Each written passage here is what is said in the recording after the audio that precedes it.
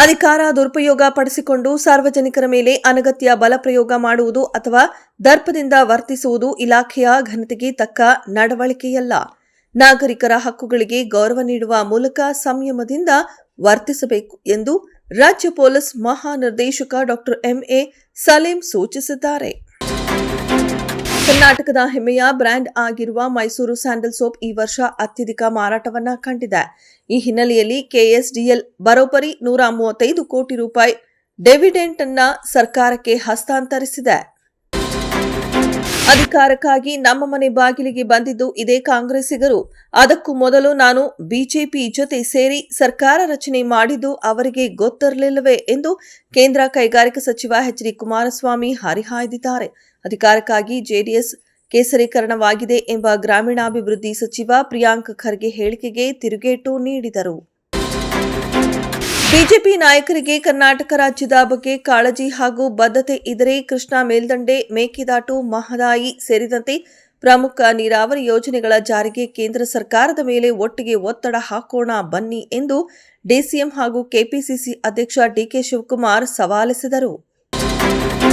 Electric bus ಚಾಲಕರ ನಡವಳಿಕೆಯಿಂದ BMTC ಸೇವೆಗೆ ಆಗುತ್ತಿರುವ ಸಮಸ್ಯೆ ಬಗ್ಗೆ ವಿವರಿಸಿ ಇವಿ ಬಸ್ಗಳಿಗೆ ಖಾಸಗಿ ಚಾಲಕರನ್ನ ನೇಮಿಸುವ ವ್ಯವಸ್ಥೆ ರದ್ದು ಮಾಡುವಂತೆ ಕೋರಿ ಕೇಂದ್ರ ಸರ್ಕಾರಕ್ಕೆ ಪತ್ರ ಬರೆಯಲು ಸಾರಿಗೆ ಸಚಿವ ರಾಮಲಿಂಗಾರೆಡ್ಡಿ ನಿರ್ಧರಿಸಿದ್ದಾರೆ. ಗ್ರೇಟರ್ ಬೆಂಗಳೂರು ಪ್ರಾಧಿಕಾರದ ವ್ಯಾಪ್ತಿಗೆ ಬೆಂಗಳೂರು ಹೊರವಲಯದ ಮತ್ತಷ್ಟು ಪ್ರದೇಶಗಳನ್ನು ಸೇರ್ಪಡೆ ಮಾಡಿಕೊಳ್ಳಲು ಸಿದ್ಧತೆ ನಡೆಸಿದ್ದು, ಈ ಸಂಬಂಧ ಹೊರವಲಯದ ಪ್ರದೇಶಗಳ ಸಮೀಕ್ಷೆ ನಡೆಸಲು ಉಪಮುಖ್ಯಮಂತ್ರಿ ಡಿಕೆ ಶಿವಕುಮಾರ್ ಸೂಚನೆ ನೀಡಿದ್ದಾರೆ.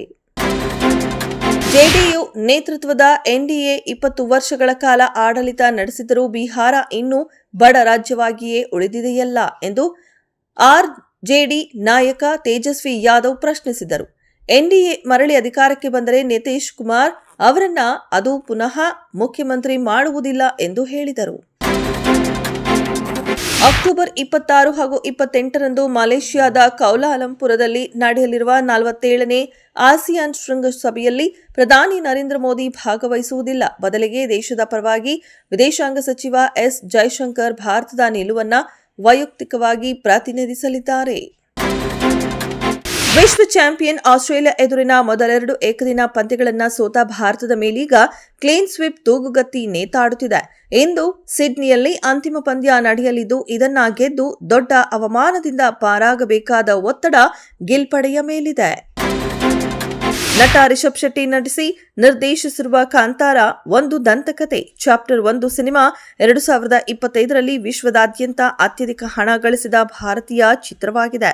ಸಿನಿಮಾವು ಇಲ್ಲಿಯವರೆಗೆ 818 ಕೋಟಿ ಕಲೆಕ್ಷನ್ ಮಾಡಿದ್ದು, ಈ ಮೂಲಕ ವಿಕ್ಕಿ ಕೌಶಲ್ ನಟನೆಯ ಹಿಂದಿಯ ಚಾವಾ ಸಿನಿಮಾವನ್ನ ಹಿಂದಿಕ್ಕಿದೆ.